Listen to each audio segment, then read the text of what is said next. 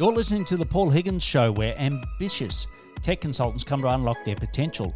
After 18 years as a global leader, I launched several businesses, culminating in a successful exit. I'm sharing what I learned, plus what's working now from mentoring tech consultants. You will hear leaders within our industry to help you build a business you love that allows you to do what you want. If you are looking for immediate cash flow wins to fuel your growth, go to our free ebook at paulhigginsmentoring.com/roadmap. Imagine you have an automation opportunity in your business, but you don't have the capability or capacity to do it. Hello, this is Paul Higgins, and welcome to the Paul Higgins Show, episode 553. In this podcast, I talk to Tibi from MakeItFuture.com about white labeling automation services. Tibi is a no-code enthusiast and holds a bachelor in mechanical engineering and an MBA from Hull University in the UK. After spending 10 years in the corporate world working in sales and business development, he decided to start a no-code agency business that helps digital transformation using Make.com, automations, Airtable, and other no-code solutions. And he tells a wonderful story about how it all started from a cup of coffee. You can see Tibi on video at Paul Higgins Mentoring, our YouTube channel. And what I'll do now is hand you over to Tibi from MakeItFuture.com. Great to have you here, Tibi.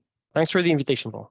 Great to be here. You're the first French person from Romania that I've had on the show, so very excited about that. Yeah, thanks for coming in from the other side of the world, which I will be in by the time this podcast is released. But what we're going to talk about is the help that you've done for some of our clients. But we're going to sort of start first with who your ideal client is and what problems you solve for them.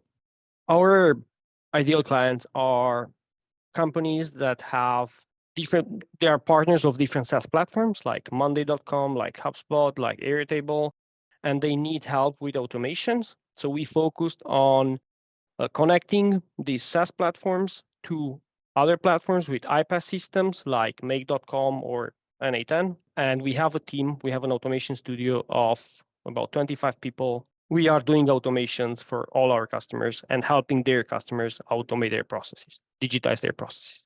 Fantastic. And what are some of the problems that they have to come knocking on your door? Yeah, so that can vary a lot, right, depending on the platform. But think about whenever you need to integrate your CRM data to your invoicing platform or your e-commerce data towards your ERP platform, and those, you can imagine, those are an unlimited number of different processes that might need to be automated.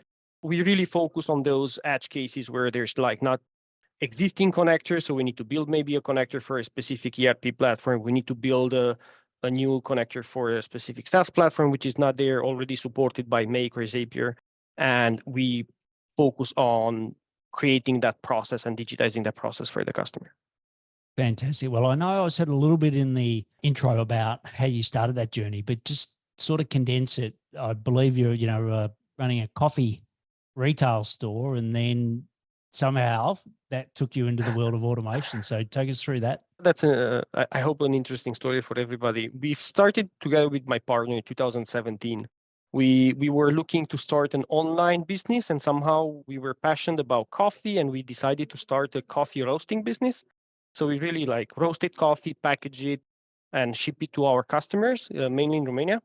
So we did that for a while, and we, as every business, had some challenges. And one of the challenges we had is how to better do retargeting, how to understand our return of investment, how to analyze how much we investing in Google ads and Facebook ads, and is it profitable for the business? And we were lacking data and having data in the right places. So that's how we really discovered first HubSpot. We wanted to have a better CRM to manage those customers and get more understanding which customers we need to target more, put those in segmentation.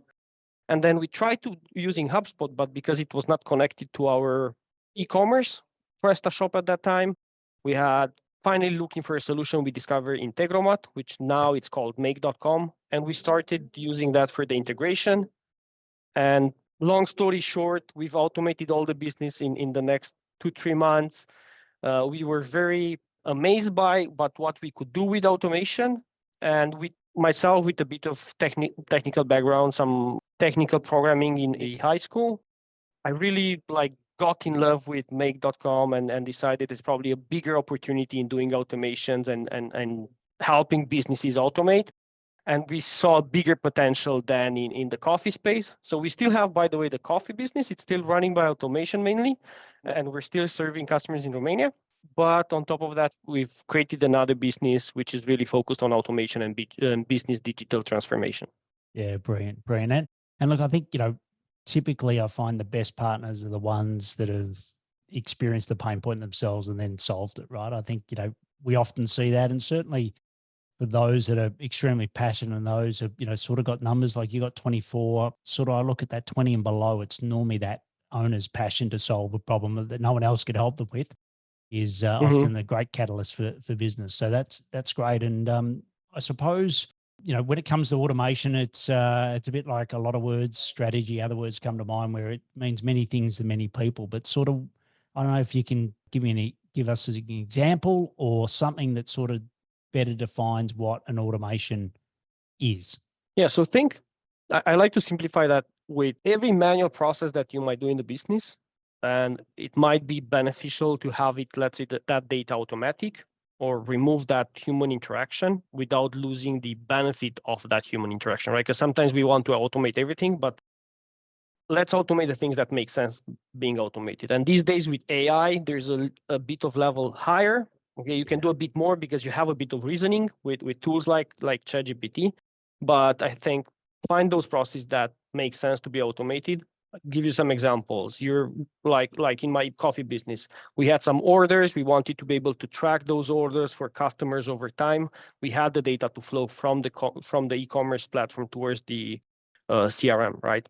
From there, we were doing retargeting from time to time with SMSs or with emails. Why send those SMSs manually, right? Yes. We were sending reviews email automatically. But then if I have a customer which is not ordering anymore, and especially on these coffee or tea or subscription businesses, you rely on the recurrent business, right?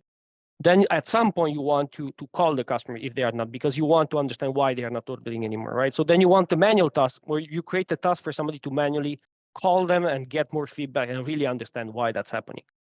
So I think, yeah, that's kind of where I see automation, automating the tasks that make sense. As well on reporting, right? If you're doing the same report over and over again in Excel, exporting data from different platforms, combining that data, creating a ton of VLOOKUPs and creating those dashboards, maybe that's a good way to automate and create some nice dashboards and live dashboards that have access into your data, into your company's data.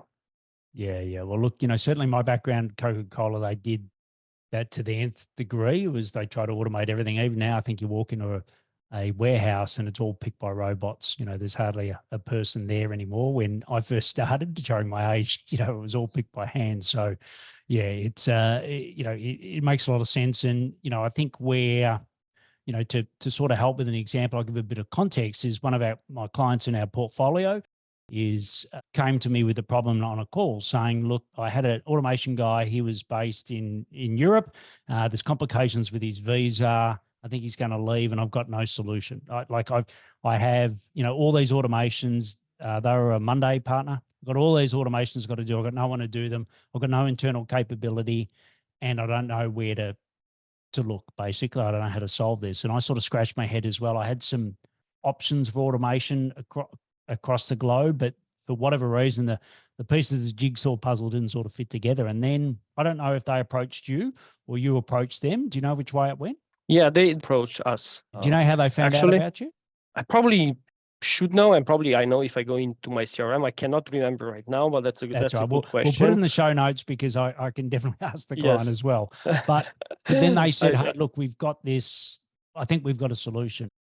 And that was sort of the background. But talking about a pain point, they knew they were going to miss revenue because they didn't have the internal capability. A person was leaving overnight and they were stuck, right? And I think that's where and the white horse came in and said, we can solve that. So that's sort of my context. If you can sort of just step us through the process that she went through to become a client, just take us through that, because ultimately what the reason I got Tibi on is that you might have the exact same problems that this client had. And I can go into more detail off air. You can contact me at paul@paulhigginsmentoring.com. But or you can, obviously we'll have all the links to Tibi to do it. So I sort of know the context as to why, but just take us through so that if someone's got the same problem, they can come and approach you.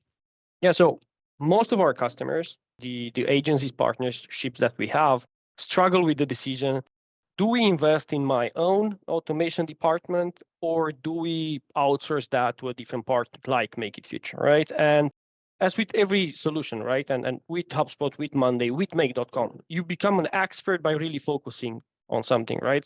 We think, and that's kind of the value proposition for us, we really focus on these automations. We have experience with a lot of other platforms like HubSpot, like Monday, like Airtable, but our main capabilities are related to automations, right? Us becoming and being part of one of your typical agency, SaaS agency, we're just enhancing their services with a bigger scope, right? Sometimes that could be consultancy around automation and business transformation. In some case, that could be helping them scope their automation and their integration offers, and then doing the execution of those projects. And that's where I think we have a ton of experience. And last but not least, we provide training on those automations that we build, and also we provide ongoing support, like 24/7 support to keeping those automations live. Like with every integration or every product that you build, you also need maintenance. It's not like you're putting 3 modules in Make or in Zapier and then you just expect it will run forever, right? And if those processes are business critical, you need somebody to take care of those, right? And to look over those. So that's kind of our value proposition. We try to help these agencies expand their services with automation. We realize very fast in our agency that we're not going to be able to serve a global market otherwise, right? I know from my business development background in corporate world that if you want to sell this kind of services into local markets, you need to have local presence. You need to have local consultants, local salespeople. So it's impossible for us to really go and develop in every country. And we really prefer working with partners that know that business, that know the market, that know their customers, and we enhance them with automation. Yeah, brilliant. And from a white label point of view, like how often are you communicating directly to the client versus communicating through the tech consultant? Yeah, so we have different processes in place. I mean, really depends on how the agency wants to work with us, right? We have agencies where we are fully embedded into their processes, even doing like sales calls for them, or some of my other consultants do sales calls for them under their brand.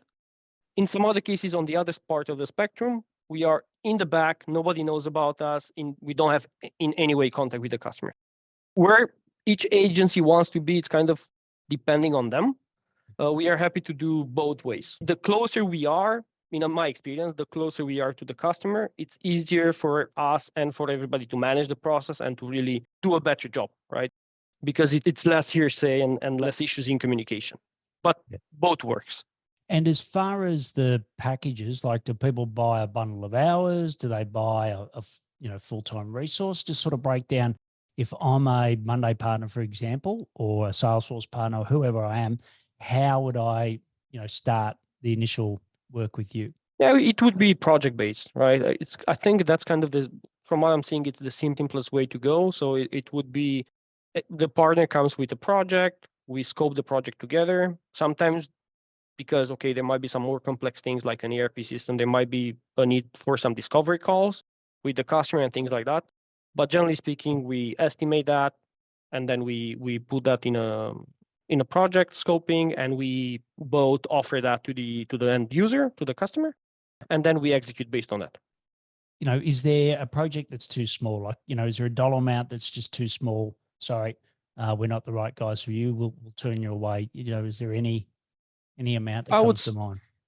I would say the average project size would be around $5,000, because when you think about these kind of platforms like Make.com, things are fast, right? So you're creating a logic, you're putting in place some modules, but at the end, it doesn't take an enormous amount of time. There are some project management, some discovery, understanding on, how do we want to automate, also to advise on how we do that, because sometimes the customer might have a different process in mind, but the the reality might be different. So there might be a better practice to do it. And then we have the documentation part at the end and support, right? So I would say smallest project, maybe 1 to 2K, but the average project size in general would be around 5K. And maybe to answer fully to your question, we have partnerships where we work on an open basis, right? So we don't really have like a scoping every time they want to be more like agile and be faster in going to their customers and deploying. So there's not so much back and forth with approvals on ours, but we find that generally agencies and customers prefer having a more fixed scope, more fixed price approach. And a rough margin that so let's say it's $5,000, is that your cost or is that the cost to the end customer? Yeah, let's say that's the cost to the end customer, generally speaking. Customer, and right. Yes. And then the margin on that depends a bit on the market, but we also try, depending on the market, to adjust our cost a bit, our price. In today's world, automation rates, I would say, based on my personal knowledge, will fluctuate between $100 to $150 euros in Europe. I would say US a bit more expensive, would be around $150 to $200 towards end users. As well, depending on the skill, depending on the platforms and so on. And what's the ramp up time? So when someone first, they meet with you, all guns are blazing, how long does it take to actually start the project? What's sort of that ramp up time? Okay, once we have all the commercial parts in place, I would say from estimation to starting the execution of a project, it would be 2 to 3 weeks, generally speaking. We do accept sometimes urgencies, case by case. We're running 30, 40 projects at a time. Okay, so you can imagine that sometimes you have a project delay, so then you start to have a window for some other project, right? So then it's a perfect occasion to just take another urgent project. I prefer promising, let's say, 2-3 weeks as a start time, but then if we can start earlier, why not? Okay, great. And you mentioned before around AI, and there's not a conversation we can have today that doesn't have AI in it, but I was talking to a Zoho partner today, and he was saying with Deluge, which is the programming language of Zoho, sort of they can't do the development, like AI can't do the development at the moment. It hasn't gone that deep. For you guys, how much is AI on a day-to-day operational point of view from the development side? How much are you guys using it? Yeah, I mean, AI started to be very popular in the last year, right? And things like ChatGPT pushed it a lot into everybody's mind, right? So it's kind of the hot topic of today, and we've jumped on it very fast because we think it can AI plus automation. It makes a lot of sense because there are a lot of processes where a bit of reasoning needs to be applied, where we don't want a human interaction, so we apply AI. I could say a lot of the processes they start to have AI. The way we see it, we use it by API directly into automation. So to give you an example, we are, for some customer, filtering emails based on AI, right? So you have a support ticketing inbox, you get some emails, then you do a reasoning with AI. What's the urgency of that email? What is the content of that email? It needs to go to which route of assigning these to different persons into the organization. We use AI to automate responses on customer reviews, as an example. We use AI to classify data in different ways. So let's say these are more the into automation. And then we've played a lot with chatbots as well, where most of the chatbots into today's market, or most of the solutions out there, are proposing, let's say, custom ChatGPT solution where you enhance that with additional documents and a library, and maybe with some other data and some instructions, and then you have a customized chatbot for your, let's say, for your website or for your internal team. With tools like Make, we've discovered that by using the functions of, let's say, like OpenAI, you can enhance the information of that chatbot with live information.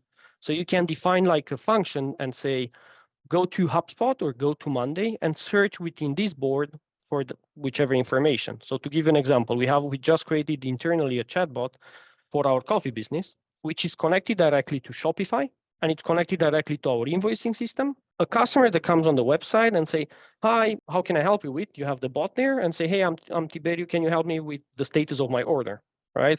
It will ask you for your email. It will send you confirmation code just to authenticate you that, okay, I know that you're Tiberiu and that's your email address. And then it can automatically go by API, search in Shopify, say, okay, what's the last order of Tiberiu? Okay, that's the order.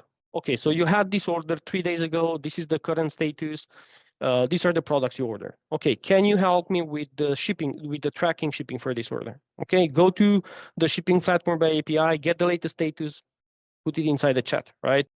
Can you provide the invoice for this? Go to the invoice platform, download the invoice, provide the invoice, right? So, and because you're doing it with a platform like Make, you have thousands of applications that you can connect to. So practically the opportunity is immense, right? You can connect it in the data to wherever you want. Yeah, and I wanted to add that also the nice part is that you also can do actions, right? So if you say, hey, create a new order, create a new deal in my HubSpot, create a new lead in my Monday.com, create something, right? You also give it power to send data towards this platform, which is really, really nice. And in the end clients' businesses, is this leading to having fewer people that used to do that, or are the people that used to do that now doing something else? Like, you're at the cold phase of this. Is the automation leading to, reduce staff numbers, or is it just seeing staff do different things? That's an interesting question, because everybody's saying that with automation and AI, people will lose their jobs. Reality is we have on our website, and I advise people to go take that. We have a scorecard which is implemented for businesses to try to understand, okay, how digital they are and what are their challenges, and then from there we can help them put a plan for digitalization. And one of the questions there is, are you trying to remove manual work? Do you have issues with resources? And I can tell you, almost every business that answered that scorecard will say they have issues with finding time for doing the actual important work, because they are focusing the same way I was doing in business in Blue Coffee. I was focused on doing the report, focused on analyzing that report, instead of just going directly in my HubSpot, say, okay, these are the ones that are not ordering, and call them. Yes. And by the time I was supposed to call them, I had no time to call them, or I had to put somebody else to call them. And I can clearly see that with automation and AI, I think, at least for now, people will get more time to do what's more important inside their businesses, especially the small, medium businesses. Yes. It might be a bit different for big corporate, where you automate maybe the task or the job of hundreds of people at the same time, and that might be different there. I can see that coming at some point. Yes. But especially in small business, I think owners of businesses and employees in those businesses will have time to do more things that matter. Yeah, look, I totally agree. And I think it'll be a reallocation. And, once again, I'm old enough to know when, computers came in and, sort of changed the way we work. But I'll call it the thinking roles. The thinking roles, it just helped you better think. And, you've probably heard the saying, you're listening to Tibi, by the way, in episode 553, the Paul Higgins Show. And you've probably heard a million times someone say that, AI won't replace doctors. Doctors with AI will replace doctors, right? And I think it's a bit of that, but it is a relocation. How do you assess who an ideal tech consultant is to white label, or to basically partner with you, white label service? What are a couple of the key things that you're looking for when you on that sales call assessing their abilities? I think I'm working with also companies that are the size of like 1 or 2 people as a startup.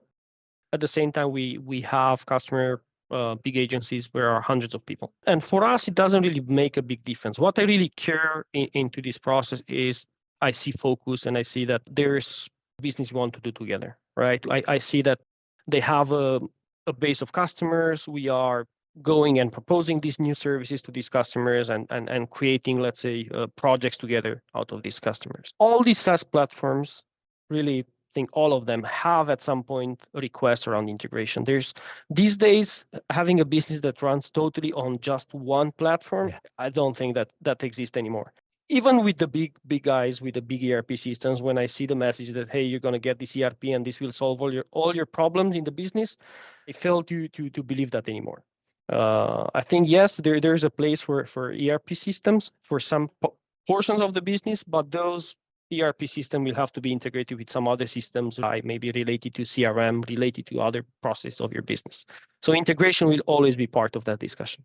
Yeah. And where does security come up? Because I know that I was talking to someone the other day from a large bank, and they're saying the issue they've got is there's so many gaps because they've got so many different SaaS products now that there's gaps with security. So do you come across that yourselves? Like when you're trying to automate some of the software, is there, you got to factor in security?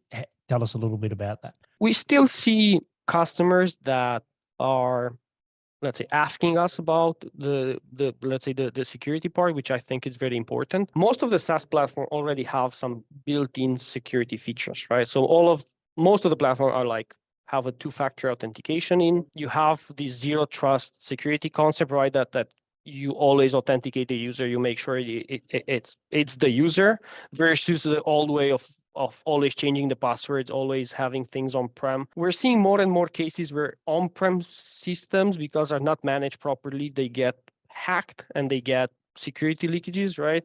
Yeah. And at the end of the day, I mean, okay, we just had in Romania an incident now in a hospital few months back where an important and kind of private data was leaked because of on-prem server. In my personal opinion, it's very hard even for a government institution to have the right resources from a cybersecurity perspective to manage it at the same level of big cloud providers, right? If we go then in more details to Make.com or other platforms, the one we use are very well certified. They have in place cloud or enterprise versions with less or more features from a security perspective, but all of them are highly, I would say, vetted and with the security practices in place. As an agency, we have different ways of getting access to those platforms. So as an example, if we can get invited on the platform with a username and a password, so they create an account for us, that's the best way there, because then we just have traceability on one account. But there are times where the customers share with us, let's say, the credentials. So we have in place, I would say, a very strong process where we collect the credentials with a SaaS product that actually we build for agencies for password management. So we have a special secure form where they submit a password. It ends up in our database. Only the persons or the developers that are working on that project will get access to those credentials. And once we finish the project, we have in place a process to remove all the credentials on our side. All right. So we're putting that a high priority on making sure that we don't have these kind of issues, security issues. As far as geography, we obviously, I know that you do the US, do Canada. Like, are there other geographies, including, I'm assuming most of Europe, but is there other geographies that we mightn't assume you do that you do? Yeah. So I would say our biggest markets would be, for us, it's Europe from a partnership perspective. Direct to market would be Romania for us.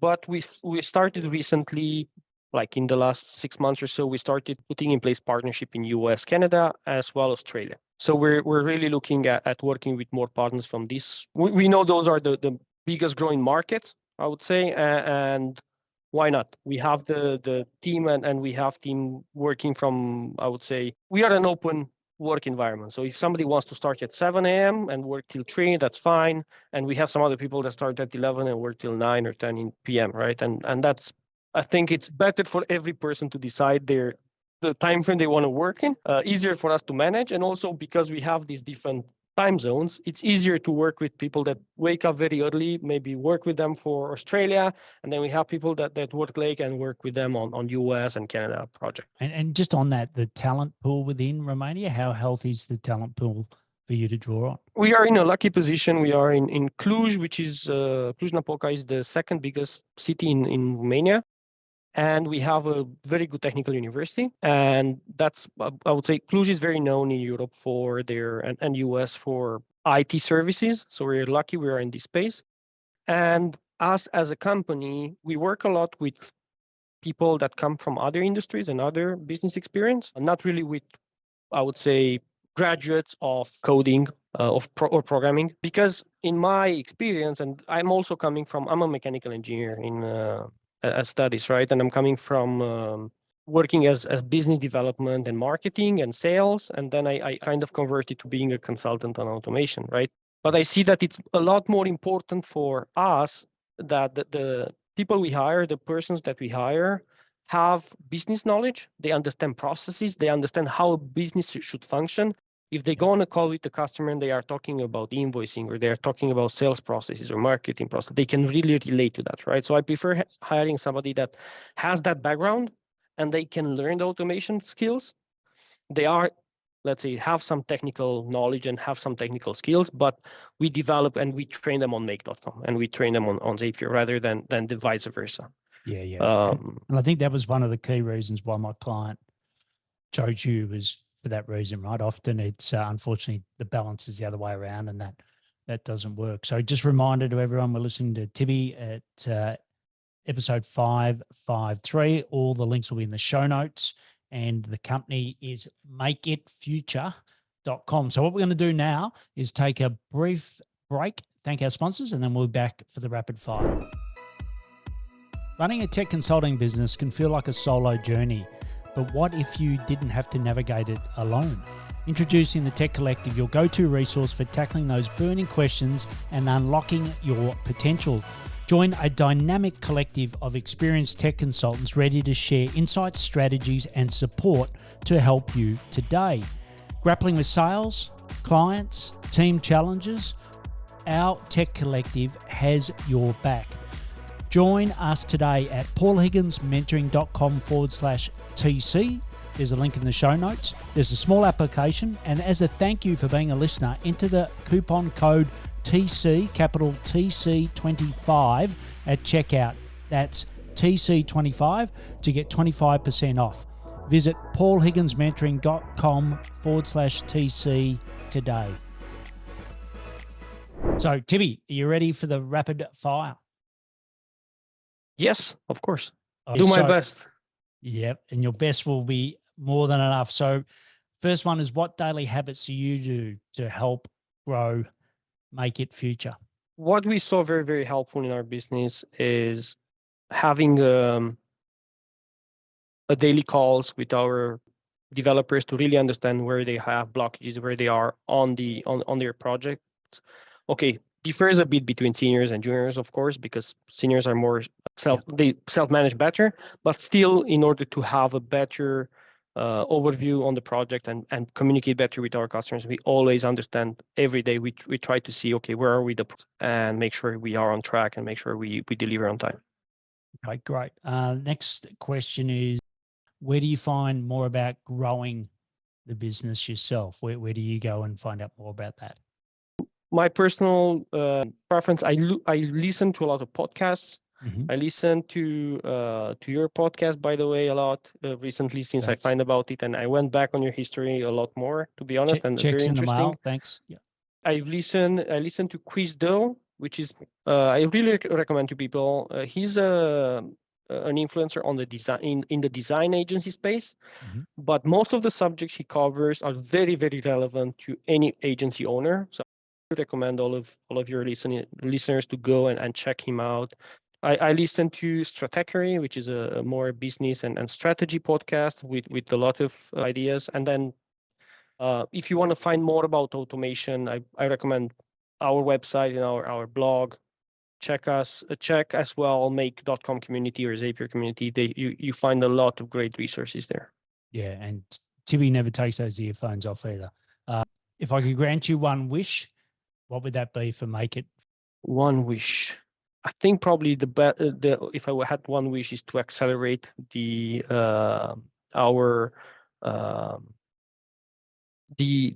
maturity of the team sometimes to find a way to get from a junior medium level to a consultant level, because as with every business, right, you have a pool of very senior people, but trying to find more and more and more senior people, it's hard, and being able to accelerate that, that's something that would be great. Yeah, I'm sure if you're listening or watching this, you're nodding like I am, because that's certainly something that I found through my career. And the last one is, what do you know now that you wish you had have known earlier in relation to MakeItFuture? I think we were I was afraid at the beginning of investing, especially investing in people, like especially in more expensive people, more senior people. And I think that's probably what really changed the game for us. Once we really started getting in some more senior people with experience, with various experiences, working with from a strategy perspective with that senior team, having a senior strategic or a coach, I would say that really made a difference. Once you start looking strategically at the business and put your tasks or your tactics in place and track those, have the right KPIs to track your business, that's where things get moving in a different way, right? If you're just looking at, okay, order in, order out, sales calls, but you're not looking at the big picture, where are you getting the profitability on this project? Which type of customer should you work with? Which type of customer should not work with? Size of project and things like that. Yeah. Until you do that, from my perspective, that doesn't make sense. Totally agree. You can't drive the car looking down, right? You got to look out through that window to see what's ahead. And I think there's got to be a balance of how much you look in the rear vision mirror as well. But great way to finish podcast. From my experience working with a client with MakeItFuture, the experience has been very good. And I think, it's something that you've got demand for, right? And like Tibi said, you can either go one or two ways. You can, well, three. One is just, don't take the work on, which we don't want to do that. Second is build an in-house team, but that's sometimes hard to get someone full-time. And then it's that Noah's Ark principle where you can't really afford two. And then if one's sick or one happens, like what happened with my client, then you're left in the lurch, right? Because you've already got the demand, you've taken the money, you promised people. Well, the other one is to talk to Tibi and his team at MakeItFuture to look at white labeling and some of the other options they've got for you. But thanks a lot for coming on. We'll have all the links to Make It Happen, MakeItFuture.com, and also your LinkedIn in the show notes so you can follow up with Tibi. And also we hope to have Tibi on our expert session for our Tech Collective. If you want to go join the Tech Collective, just go to paulhigginsmentoring.com/TC. Thanks, Tibi. Thanks a lot, Paul, for the invitation. It was a great discussion. Thank you. What a great interview with Tibi. And he did me a favor by, I didn't pronounce his first name, but looking for it, it is spelled Tiberiu. And I love the fact that he talked about security and how important that was, the talent pools. So it's really good where he's located and the amount of talent that he's got, and the fact that he wants talent that's business orientated first, and also working between you from a white label service. Like I said, one of our clients is using it. It's very happy. And you can reach out to Tibi on LinkedIn. His LinkedIn will be in the show notes. And, say you heard him on here, and also ask him any questions. Also send it to your peers because they could benefit if they've got automation backpile and they want to clear that. And also you can watch Tibi and I, once again, importantly, Tibi at Paul Higgins Mentoring YouTube channel. And I'll see you next time on the Paul Higgins Show. Time for action. Let me know what you implemented from the show. I promise to respond. Plus, get the Tech Consultants Roadmap at paulhigginsmentoring.com/roadmap.